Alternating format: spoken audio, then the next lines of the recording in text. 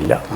MK Seshan എന്ന് പറഞ്ഞു കഴിഞ്ഞാൽ ഈ വളരെ സത്യസന്ധനും വളരെ ആത്മാർത്ഥമായിട്ടും ഏത് കാര്യം എടുത്താലും പ്രവർത്തിക്കുന്ന ആളാണ്. രാഷ്ട്രീയം പിന്നെ മലയാളികൾക്ക് ഏത് കാര്യങ്ങളിലാണെങ്കിലും രണ്ട് പക്ഷം കാണുമല്ലോ. അതൊക്കെ നമ്മൾ മനസ്സിലാക്കി പ്രവർത്തിച്ചാൽ മതി. സോ ഇത് നമ്മൾ ചെയ്യുന്നതിനെതിരായിട്ടും ആൾ പറഞ്ഞിട്ടുണ്ട്. പക്ഷേ അൾട്ടിമേറ്റ്ലി അവരുടെ എല്ലാവരുടെയും നമുക്ക് കിട്ടിയിട്ടുള്ള നേട്ടങ്ങൾ അവരുടെയൊക്കെ നല്ല മനസ്സിനും അത് മറ്റുള്ളവർക്ക് പ്രയോജനപ്പെടണമെന്നുള്ളായിരുന്ന ഒരു കോമൺ സിദ്ധാന്തമാണ്. അതുകൊണ്ട് ആ ക്ഷേത്രം വളർന്നു വന്നത് അങ്ങനെയാണ്. തീർച്ചയായും. അപ്പോൾ അങ്ങനെ ഇരിക്കുമ്പോഴാണ് അവിടുത്തെ ഈ സ്കൂളിൻ്റെ ഇതിൻ്റെ പ്രവർത്തനമൊക്കെ ആയിരിക്കുമ്പോഴാണ് ആർക്കേപുരം സെക്ടർ 8 കേരള സ്കൂൾ എഡ്യൂക്കേഷൻ സൊസൈറ്റിയുടെ കീഴിലുള്ള ഈ ആർക്കേപുരത്തെ സ്കൂളിൽ അടക്കം അന്നത്തെ മലയാളികളൊക്കെ വളരെ പ്രഗത്ഭരായിട്ടുള്ള മലയാളികൾക്ക് RK മേനോനും നമ്മൾ അമ്മിണിച്ചേട്ടൻ എന്ന് വിളിക്കുന്ന ഒരു ഡോക്ടർ SK നായർ. അപ്പോൾ ആ കാലത്ത് മലയാളികൾക്ക് മാതൃഭാഷ പഠിക്കാനുള്ളൊരു അവസരം ഉണ്ടാക്കാൻ വേണ്ടിയാണ് കാനിങ് റോഡിൽ ഉള്ള ആ സ്കൂളായിരുന്നു ആദ്യത്തെ സ്കൂൾ. ആ സ്കൂൾ തുടങ്ങുന്നതിന് മുമ്പ് തന്നെ അതിൻ്റെ പുറത്തൊരു ചരിത്രമുണ്ട്. RK മേനോനും ഒക്കെ ആയിരുന്നു നമ്മുടെ EMS നമ്പൂതിരിപ്പാട് ചീഫ് മിനിസ്റ്റർ ആയിരിക്കുന്ന കാലത്ത് അദ്ദേഹത്തിനെ സമീപിച്ച് മലയാളികൾ അവരുടെ ആവശ്യം ഉന്നയിച്ച് ഞങ്ങൾക്ക് മലയാള ഭാഷ കുഞ്ഞുങ്ങളെ പഠിപ്പിക്കണം, ഞങ്ങൾക്ക് മനസ്സിലാക്കണം, ഇത് നശിച്ചു പോരുന്നു. അങ്ങനെ ഇന്ന് കേരള ഹൗസിലുള്ള ആ ഗസ്റ്റ് ഹൗസിലായിരുന്നു ആദ്യത്തെ സ്കൂൾ തുടങ്ങി. ആ സ്കൂൾ അവിടെ നിന്ന് മാറിയിട്ടാണ് പിന്നെ കാനിങ് റോഡിലേക്ക് സ്ഥലം കിട്ടി. EMSൻ്റെ കാലത്ത് സ്ഥലം കിട്ടിയിട്ടാണ് അവിടെ സ്കൂൾ തുടങ്ങി.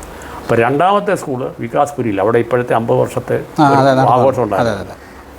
മൂന്നാമത്തെ സ്കൂൾ 1976 തുടങ്ങിയതാണ് ആർക്കേപുരം. അപ്പോൾ അവിടെ നിർഭാഗ്യം എന്ന് പറയട്ടെ സ്ഥലം കിട്ടി ഡിഗ്രി ചെയ്യുന്ന അന്ന് MCയുടെ പേരിലാണ്. അതിൻ്റെ മുന്നിൽ ഒരു MCD സ്കൂൾ എൻക്രോച്ച്ഡാണ്, നിയമപരമായിട്ടല്ലാതെ. അവിടെ എൻക്രോച്ച്മെൻറ്റ് സ്കൂളുണ്ടായിരുന്നു. ആ എൻക്രോച്ച്മെൻറ്റ് സ്കൂൾ ഉള്ളതുകൊണ്ട് നമുക്ക് സാമ്പത്തികമായിട്ടുള്ള ഒരുപാട് പരാധീനതകളുണ്ടെങ്കിലും സാമ്പത്തികം കൊണ്ടുവന്നാലും അവിടെ സ്കൂൾ പണിയാനുള്ള അനുവാദം കിട്ടണമെങ്കിൽ MCയുടെ സാങ്ഷൻ പ്ലാൻ വേണമല്ലോ. ഈ സാങ്ഷൻ പ്ലാൻ കിട്ടാനായിട്ട് ഇവർ സമ്മതിക്കത്തില്ല. അങ്ങനെ വന്നു കഴിഞ്ഞാൽ അവർക്ക് അവിടെ നിന്ന് മാറേണ്ടി വരും. ഒടുവിൽ ഗവൺമെൻറ്റിലുള്ള ആളുകളുടെ കൂടെ സഹായം ഉണ്ടായിരുന്നെന്ന് തോന്നുന്നു അവർ മാറാതിരിക്കാൻ, ലോക്കൽ ആളുകൾ. ഇതെന്തിനും മദ്രാസിക്ക് ഒരു സ്കൂൾ ഉണ്ടാക്കാൻ വേണ്ടി നമ്മൾ കഷ്ടപ്പെടുന്നുണ്ട്. അവർ മാറ്റാൻ വേണ്ടിയാണ് 3 വർഷം ഞാൻ അന്ന് പണ്ടത്തെ MCD ഇപ്പോഴത്തെ MCDയുമായിട്ട് വളരെ വ്യത്യാസമുണ്ട്. ഇന്നത്തെ MCD കുറേ കൂടെ ജനാധിപത്യപരമായിട്ടാണ്, മറ്റേ അതൊന്നുമല്ല, നമുക്ക് അടുക്കാൻ പറ്റും.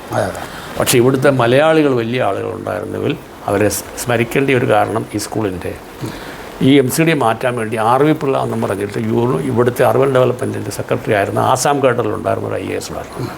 അദ്ദേഹത്തിൻ്റെ കീഴിൽ ഒരുപാട് MCDയിലെ കമ്മീഷണർമാരൊക്കെ ഉണ്ടായിരുന്നതുകൊണ്ട് അവരുടെ സഹായത്തോടു കൂടി മാത്രമാണ് ഇത് മാറ്റാൻ കഴിഞ്ഞത്. മാറ്റിയിട്ടും അതിനടുത്ത് ആ കോളനിയിൽ തന്നെ വേറൊരു സ്ഥലത്തുള്ള സ്കൂൾ തുടങ്ങിയപ്പോൾ ലോക്കൽ ആളുകളുടെ സഹായം നമുക്കുണ്ടായില്ല. കാര്യം നമ്മളവിടെ ആദ്യം ചെയ്ത് ചുറ്റും മതിലുണ്ടാക്കുക, മതിലൊക്കെ ഉണ്ടാക്കി സന്തോഷമായിട്ട് വീട്ടിൽ വന്നിട്ട് രാവിലെ ചെല്ലുമ്പോൾ മതിൽ കാണില്ല, ഇവർ തന്നെ ലോക്കൽ ആളുകൾ മേടിച്ചു കളയും.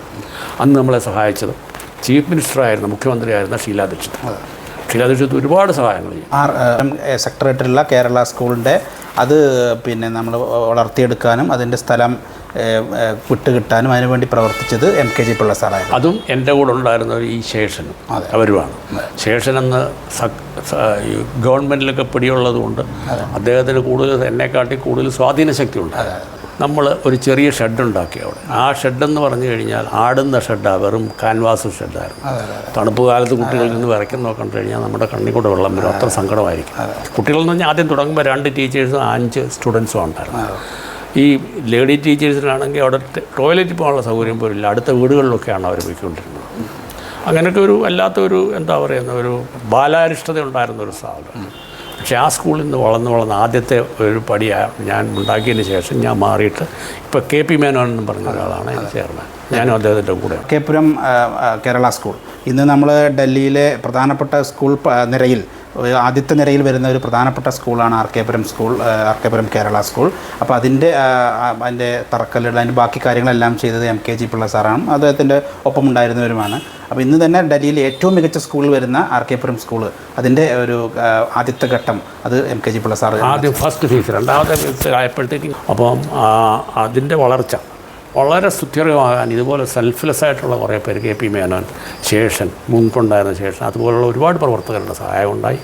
എന്തിന് പറയുന്ന കേരളത്തിൽ ഞാൻ ബാങ്കിൽ നിന്ന് കടം വരെ എടുത്തിട്ടുണ്ടായിരുന്നു ഇപ്പോൾ ബിൽഡിങ് പണിയാൻ വേണ്ടി. അവർക്ക് തിരിച്ചു കൊടുക്കാനുള്ളത് 15 കൊല്ലത്തെ റീപേയ്മെൻറ്റ് സമയമുണ്ടായിട്ട് പോലും നമുക്കൊരു ഭയം, ഇതൊരു ഇലക്ടഡ് പോസ്റ്റാണ്, ഇന്ന് നമുക്ക് ആൾ കാണുന്ന ആളെ കാണില്ലായിരിക്കും. അതുകൊണ്ട് അവരുടെ കടം അങ്ങനെ കിടന്നിട്ട് അവർ ബാധ്യതാ സ്കൂളിൽ വരാതിരിക്കാൻ വേണ്ടി ഏറ്റവും കൂടുതൽ ഒരു റിസ്കി തീരുമാനമെടുത്ത് ഒരു സ്റ്റാർ നൈറ്റ് നടത്താനാണ്. ശരി. പറഞ്ഞാൽ വിശ്വസിക്കുകയില്ല, ഇന്നത്തെ വലിയ പേരും പെരുമയുള്ള ഒരുപാട് നമ്മുടെ സിനിമാ താരങ്ങൾ ഫ്രീ ആയിട്ട് വന്നതാണ്. MG ശ്രീകുമാർ, ജഗതി ശ്രീകുമാർ, അവരൊക്കെ കൂടെ നടത്തി ശ്രീ ഫോർട്ടിൽ പരിപാടി നടത്തി. അത് കടം വീട്ടിൽ മാത്രമല്ല, ഞങ്ങൾക്ക് സർപ്ലസ് പണമുണ്ടായി. അങ്ങനെ ബാലാരിഷ്ടത മാറിയത് അന്ന് മുതലാണ് ഞങ്ങളുടെ. അങ്ങനെയൊക്കെയുള്ള ചില പ്രവർത്തനത്തിനുള്ള അവസരങ്ങൾ മറ്റ് മനുഷ്യർക്ക് ഉപകാരപ്പെടുന്നത്. സാമൂഹ്യ മേഖല നമുക്കറിയാം, നമ്മൾ ഓരോ സ്ഥലങ്ങളെയും കടന്നു ചെല്ലുമ്പോൾ നമുക്ക് അനുഭവപ്പെടുന്ന പ്രശ്നങ്ങൾ, സാമ്പത്തികമായാലും സാമൂഹികമായാലും, ഈ പ്രശ്നങ്ങൾ അതിജീവിക്കുന്നതിന് നമ്മൾ ഉണ്ടാക്കുന്ന വ്യത്യസ്ത തരങ്ങളായ പദ്ധതികൾ. അദ്ദേഹം കലാവിരുന്നൊരുക്കി ഡൽഹിയിൽ മലയാളികൾക്ക് വേണ്ടിയിട്ട് കേരളത്തിൽ നിന്നുള്ള വലിയ വലിയ കലാകാരന്മാരെ നമ്മളെ ഇവിടെ സിനിമാ താരങ്ങൾ വളരെ പ്രശസ്തരായ സിനിമാ താരങ്ങൾ, അക്കാലത്ത് വളരെ സജീവമായിരുന്ന പല കലാകാരന്മാരും നമ്മളെ ഫ്രീ ആയിട്ട് അവർ വളരെ സതുദ്ദേശത്തോടു കൂടി അവിടെ വരികയും നമ്മളെ ഈ പരിപാടിക്ക് വേണ്ടിയിട്ടുള്ള സ്പോൺസർഷിപ്പ് നടത്തുകയും കലാപരിപാടികൾ വിരുന്നൊരുക്കുകയും എല്ലാ ആൾക്കാർക്കും ഈ പറയുന്ന നമുക്ക് ഫണ്ട് സ്വരൂപിക്കാൻ പറ്റുകയും ഫണ്ട് സർപ്ലസ് വരാൻ പറ്റുകയും ചെയ്തു എന്നുള്ളതാണ് നമ്മളെ ഏറ്റവും വലിയൊരു കാര്യം. അത് കഴിഞ്ഞിട്ട് ഇന്നത്തെ ആണ് JV വിട്ടതിന് ശേഷം, JV 1991 ഞാൻ JVയിൽ നിന്നും മാറിയിട്ട് ഞങ്ങളൊരു മെഡിക്കൽ ഫാക്ടറി,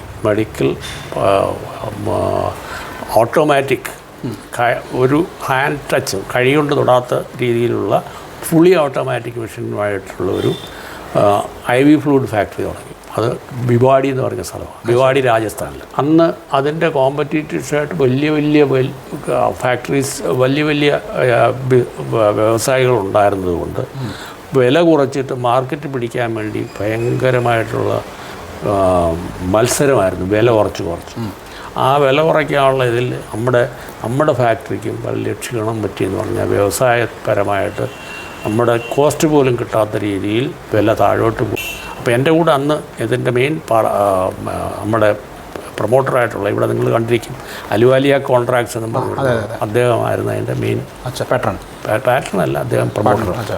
അദ്ദേഹത്തിൻ്റെ ആയിരുന്നു കൂടുതൽ സാമ്പത്തികം. എനിക്ക് അത്രയും സാമ്പത്തികം ഇല്ലാത്തതുകൊണ്ട് അദ്ദേഹമായിരുന്നു മുഴുവൻ ഉത്തരവാദിത്വം എനിക്കായിരുന്നു.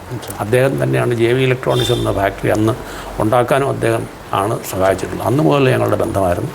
ഈ ഫാക്ടറി വളർന്നിട്ട് പിന്നെ ഞങ്ങൾ ഇത് ക്ഷീണിച്ച് ഇത് ഒരു പക്ഷെങ്കിൽ ബിസിനസ് നിർത്തണമെന്നുള്ളൊരു ഗതിയായപ്പോഴത്തേക്ക്, അന്നത്തെ കാലത്ത് ഇപ്പോഴും ഉണ്ടത്, ഇനി കഴിഞ്ഞാൽ ഒരു പ്രൊട്ടക്ഷൻ കിട്ടും. ഈ കമ്പനി വീണ്ടും റിവൈവ് ചെയ്ത് വരുന്നിടം വരെ നമുക്കെതിരായിട്ടുള്ള ലീഗൽ കേസുകളോ, സപ്ലയേഴ്സ് നമുക്ക് സാധനങ്ങൾ തന്നിട്ടുള്ളവർക്ക് പണം കൊടുക്കാത്തതുകൊണ്ട് അവർ നമുക്കെതിരായിട്ട് ഇത് പൂട്ടാൻ വേണ്ടിയിട്ടുള്ള കേസ് കൊടുക്കുകയോ ഒന്നും ചെയ്യാതിരിക്കാൻ വേണ്ടി ഗവൺമെൻറ് തന്നെ നിർമ്മിച്ചിട്ടുള്ള ഒരു ഡിപ്പാർട്ട്മെൻറ്റാണ് BFR. ഇപ്പോൾ അതിൻ്റെ പേര് BFR എന്നല്ല, ഇപ്പോൾ സിക് കമ്പനീസ് എന്നതാണ് അതിൻ്റെ പേരായിരുന്നു. അപ്പോൾ അങ്ങനെ ഒരു സിക് കമ്പനിയായിട്ട് നമ്മളെ പ്രഖ്യാപിച്ചതുകൊണ്ട് ഗവൺമെൻറ്റിൽ നിന്ന് കിട്ടാവുന്ന സഹായവും മറ്റുള്ളവരുടെ ലീഗലായിട്ടോ അല്ലാതെയോ ഉള്ള ഉപദ്രവങ്ങളിൽ നിന്ന് രക്ഷപ്പെടാനും കഴിഞ്ഞു. ഒരു കൊല്ലത്തിനകത്ത് അതിൻ്റെ അന്നത്തെ BFRൻ്റെ ചെയർമാനായിരുന്ന അദ്ദേഹം എന്നോട് ചോദിച്ചു, നിങ്ങൾക്ക് ഇത് എത്ര കാലം എടുക്കും ഇത് റിവൈവ് ചെയ്ത് കൊണ്ടുവരാൻ? പഴയ രീതിയിലാണ്. ഞാൻ ഒരുപാട് ഹോംവർക്കൊന്നും ചെയ്തിട്ടല്ല പോയത്, എനിക്ക് തോന്നുന്നത് ഭഗവാനായിട്ട് തോന്നിപ്പിച്ചതാണ്. ഞാൻ പറഞ്ഞു 1 വർഷം. അങ്ങനെ അതിശയിച്ച് എന്നെ നോക്കിയിട്ട് പറഞ്ഞു, ഇന്ന് വരെ ഒരു കമ്പനിയും ഒരു കൊല്ലത്തിനകത്ത് സിക്കായ കമ്പനി, പൂട്ടാനിരിക്കുന്ന കമ്പനി ഒരു കൊല്ലത്തിനകത്ത് വന്നിട്ടുള്ള ചരിത്രമില്ല ഞങ്ങളുടെ റെക്കോർഡിൽ. നിങ്ങൾ എങ്ങനെ പറയുന്നു? അപ്പോൾ ഞാൻ അന്നേരം എൻ്റെ മനസ്സിൽ തോന്നിയത് ഞാൻ 2-3 കാരണങ്ങൾ പറഞ്ഞു. അപ്പോൾ അയാൾ പറഞ്ഞു, will give you A chance. എന്തിന് പറയുന്നു? 1 കൊല്ലം കഴിയുമ്പോഴത്തേക്ക് ഈ കമ്പനി റിച്ച് ഫാക്ടറി ആകുകയും നമ്മുടെ ബിസിനസ് പഴയതിനെക്കാട്ടിലും മെച്ചപ്പെടുകയും. അതെന്തിങ്ങനെയാണ്? നമ്മുടെ ഈ ടെക്നോളജി ഉപയോഗിച്ച് ഇവിടുത്തെ വൻകിട ഫാർമസ്യൂട്ടിക്കൽ കമ്പനി, അന്നത്തെ റാൻബാക്സി, സിപ്ല, കടില, ഇങ്ങനെയുള്ള വലിയ പേരുള്ള കമ്പനികളൊക്കെ അവർക്ക് ഉണ്ടാക്കേണ്ട മരുന്നുകളോ ആൻറ്റിബയോട്ടിക്സ് നമ്മുടെ ഈ ടെക്നോളജി ഉപയോഗിച്ച് ചെയ്യാൻ വേണ്ടിയിട്ട് അവർ നമ്മളുമായിട്ട് കൈകോർത്തു. അപ്പോൾ അവർക്കാണെങ്കിൽ ഈ മിഷനറി ഈ ടെക്നോളജി ഇല്ല. എൻ്റെ കയ്യിൽ ആ ടെക്നോളജി ഉണ്ട്, നമ്മുടെ കയ്യിലുണ്ടായിരുന്നു. അപ്പോൾ അവരുടെ സ്പെസിഫിക്കേഷൻ അനുസരിച്ച്, അവരുടെ പ്രിസ്ക്രിപ്ഷൻ, അവരുടെ ഇതനുസരിച്ചിട്ട് നമ്മൾ ഉണ്ടാക്കി കൊടുക്കും. അവരുടെ ഒരാളും അവിടെ ഫാക്ടറിയിൽ കാണും എപ്പോഴും. അതനുസരിച്ചാണ് നടക്കുന്നത്. അങ്ങനെ ആ കൂട്ടാനിരുന്ന കമ്പനി കൂട്ടിയില്ല എന്നുള്ളതല്ല, തളർച്ചയിൽ നിന്നും വളർന്നിട്ട് വലിയ കമ്പനിയായിട്ട്. ആ കാര്യങ്ങളെന്ന് പറയുമ്പോൾ നമുക്ക് NSSൻ്റെ സാമൂഹികമായ പ്രവർത്തനങ്ങളെക്കുറിച്ച് സാറിന് വിശദീകരിക്കാം. ആകാം. NSSൻ്റെ സാമൂഹികം എന്ന് പറഞ്ഞാൽ ഇതൊരു സാമുദായിക സംഘടനയാണെന്ന് പേര് കേട്ടാൽ തോന്നുമെങ്കിലും സാമുദായികമല്ലേ അല്ല. ഇതൊരു സാമൂഹ്യ പ്രശ്നമാണ്. എൻ്റെ രക്ഷാധികാരി പാറ്റൺ എന്ന് പറയുന്നത് KK വേണുഗോപാൽ സാറാണ്. അറിയാമല്ലോ അദ്ദേഹത്തിന്. അദ്ദേഹം വലിയ പേരും പെരുമയുള്ള ആളുമാണ്.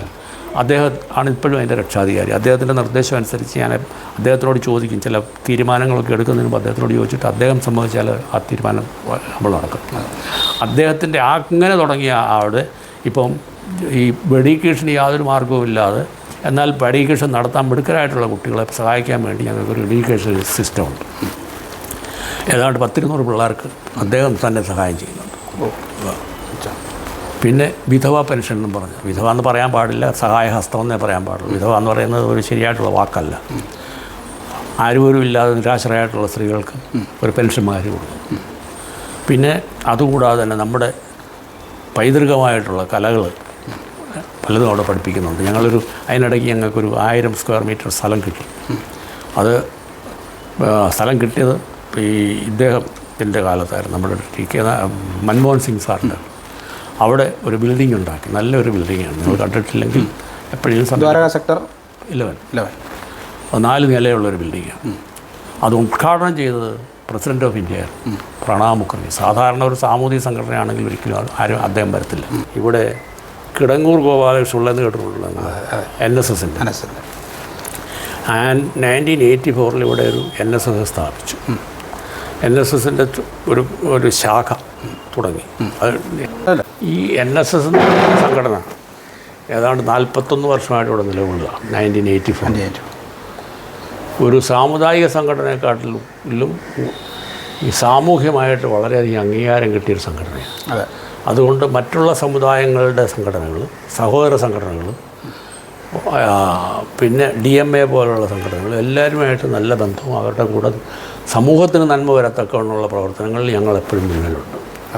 അതുമാത്രമല്ല, കേരളത്തിൽ പോലും വലിയ പ്രളയമുണ്ടായപ്പോഴത്തേക്കൊക്കെ വളരെ സാമ്പത്തിക സഹായങ്ങൾ ചെയ്യാനും മറ്റുള്ള കേരളത്തിൽ നിന്ന് ജോലിയില്ലാതെ വരുന്നവർക്കും വേറെ എന്തെങ്കിലുമൊക്കെ സഹായം നമ്മളെക്കൊണ്ട് കഴിയുന്നത് ഇവിടുത്തെ അംഗങ്ങളായിട്ടുള്ളവർക്ക് ആതൊരു സേവനം അതിലൊക്കെ വളരെ ഭംഗിയായിട്ട് ചെയ്യുന്നുണ്ട്. ഇപ്പോൾ തന്നെ 2 പേർക്ക് ഞങ്ങൾ ഇന്നലെ വി ഹാവ് ഗിവൺ ദം സാമ്പത്തികമായിട്ടുള്ള സഹായങ്ങൾ ചെയ്തു. അപ്പോൾ അങ്ങനെ ഒരുപാട് സേവനങ്ങൾ സാമൂഹ്യമായിട്ട് ചെയ്യുന്നത് കൊണ്ട് സമൂഹത്തിൽ ഞങ്ങൾക്ക് നല്ല സ്ഥാനമാണ്. അപ്പോൾ ഇങ്ങനെ ഇത് വളർന്നുകൊണ്ടിരുന്നപ്പോൾ KK വേണുഗോപാൽ സാർ തന്നെ പറഞ്ഞു, ഇങ്ങനെ MKG എന്നാണ് എല്ലാവരും വിളിക്കുന്നു. നമുക്ക് ഈ കേരളത്തിന് വെളിയിലുള്ള മറ്റുള്ള സംഘടനകളെ കൂടെ ഉൾപ്പെടുത്തി ഒരു കുടക്കീഴിലാക്കത്തക്കാണ് ഒരു ഗ്ലോബൽ NSS എന്നുള്ള പേരിലൊക്കെ തുടങ്ങുക. അത് ഏതാണ്ട് 2010 ഞങ്ങൾ തുടങ്ങി. അതും വളരെ ഭംഗിയായിട്ട് ഞാൻ അതിൻ്റെ ചെയർമാനുമായിരുന്നു, കുറേ കാലം സെക്രട്ടറിയൊക്കെ ആയിരുന്നു. എന്നാലും അതിൻ്റെ മുൻനിരയിൽ ഞാനുമുണ്ട്. ഇങ്ങനെ ആഗോള രീതിയിൽ പോലും NSS വളർന്നു കഴിഞ്ഞു. നമ്മുടെ ഇവിടുത്തെ ഡൽഹി NSSൻ്റെ താല്പര്യവും പ്രവർത്തന ശേഷിയും. അപ്പോൾ ഇങ്ങനെ പോകുന്നു. ഞാനിപ്പോഴും കൂടാതെ നമുക്ക് പിന്നെ ഈ IAS പോലുള്ള ഒരുപാട് ആളുകളുണ്ട്. അതെടുത്തു പറയേണ്ട കാര്യമാണ്. അന്ന് കേരളത്തിൽ നമ്മുടെ ഈ വളർച്ചയിൽ താല്പര്യമുള്ള ഒരുപാട് മലയാളികളുണ്ടായിരുന്നു. എടുത്തു പറയേണ്ട ആളുകളാണ് TK നായർ. ഇപ്പം ഞാൻ പറഞ്ഞില്ലേ, ഇവിടെ ഒരു R Sivasankara Menon external affairs ആയിരുന്നു. പിന്നെ നമ്മുടെ GK പിള്ള, അവിടെ GK പിള്ള അറിയാമല്ലോ. അദ്ദേഹം ഈ ഹോം മിനിസ്ട്രിയുടെ സെക്രട്ടറിയാണ്. അതുപോലെ എല്ലാവരും വളരെ സഹായം ചെയ്തു. അതിന് വേണ്ടിയിട്ട് സഹായിക്കാൻ അന്ന് ആളുണ്ടായിരുന്നു. അപ്പോൾ അന്നാണെങ്കിൽ നമ്മുടെ പ്രവർത്തനങ്ങളിൽ നല്ല കാര്യങ്ങൾ ചെയ്യുന്നതുകൊണ്ട് ഇവരെല്ലാവരും നമ്മളെ സഹായിച്ചതുകൊണ്ട് ഇന്നും നമുക്ക് വിദേശങ്ങളിൽ നിന്നുള്ളവർ പോലും സഹായിക്കുന്നുണ്ട് ഇപ്പോഴും. അങ്ങനെ നല്ല രീതിയിൽ NSSും വളരുന്നു. നമ്മൾ പ്രവർത്തിച്ചുകൊണ്ടിരുന്ന സ്കൂള് വളരെ ഭംഗിയായിട്ട് പോയി. ഇപ്പോൾ 12ാം ക്ലാസ് നല്ല ശ്രേഷ്ഠമായിട്ടുള്ള വിജയം. അവിടെ പഠിച്ചിരുന്ന പലരും വലിയ വലിയ ആളുകളായിട്ട് ജീവിതത്തിൽ ഇപ്പോഴും ശോഭിക്കുന്നവരുണ്ട്, പ്രവർത്തിക്കുന്നവരുണ്ട്, ബിസിനസ്സിലുള്ളവരുണ്ട്. അപ്പം എല്ലാ മേഖലകളിലും എവിടെയൊക്കെ എനിക്ക് ഈശ്വരൻ കൈവയ്ക്കാനുള്ള അവസരം തന്നോ അതെല്ലാം വളരെ ഭംഗിയായിട്ട് പോകുന്നു എന്നുള്ളത് ഈശ്വരകാരുണ്യത്തോടു കൂടി ഞാൻ എന്നും ഓർമ്മിക്കുന്നു.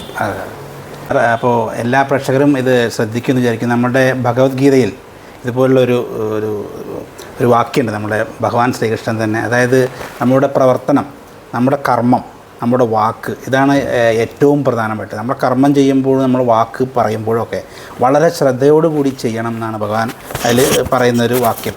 എന്താ വെച്ചാൽ നമ്മളെ പ്രവർത്തനങ്ങളൊക്കെ എന്താ വെച്ചാൽ ഈ ഭൂമിയിൽ നിന്ന് വിട്ടുപോകുന്നില്ല എന്നാണ്. നമ്മുടെ പ്രവർത്തനം ഇന്നും നമ്മളെ അമരരാക്കുന്നു. അതുപോലെ നമ്മളുടെ MKG സാറ് എന്നും നമ്മളോടൊപ്പമുണ്ട്. അതോടുകൂടി അദ്ദേഹത്തിൻ്റെ പ്രവർത്തനങ്ങൾ കാലോചിതമായിട്ട് തന്നെ നമ്മൾ ഓരോ കാര്യങ്ങളെടുത്ത് നോക്കുമ്പോൾ അതിൻ്റെയൊക്കെ പിന്നിൽ അദ്ദേഹത്തിന് പ്രവർത്തിക്കാൻ പറ്റി. അതിൽ ഇപ്പോൾ സ്കൂളാണെങ്കിലും ശരി, സാമൂഹിക മേഖലയാണെങ്കിലും ശരി, ഒരുപാട് ജോലി കൊടുത്ത് ഞാൻ പറഞ്ഞല്ലോ, ജോലി കൊടുത്തതും കുടുംബം വന്നതും അങ്ങനെ കുടുംബം കെട്ടിപ്പടുത്തവരും അങ്ങനെ വിവിധങ്ങളായ മേഖലകളിൽ ജീവിതത്തിൻ്റെ പല പല തുറകളിലുള്ള ആളുകൾക്ക് ഒരു അത്താണിയായി മാറിയിരുന്ന MKG സാർ നമ്മുടെ ഈ പരിപാടിയിൽ പങ്കെടുക്കുകയും അതുപോലെ തന്നെ നമ്മുടെ എല്ലാ നമ്മുടെ കാര്യങ്ങളെ നമ്മൾ വിശദീകരിക്കുകയും ചെയ്തതിന് ഹാർദവമായിട്ട് നന്ദി പറയുന്നു. നന്ദി sir. Thank you very much.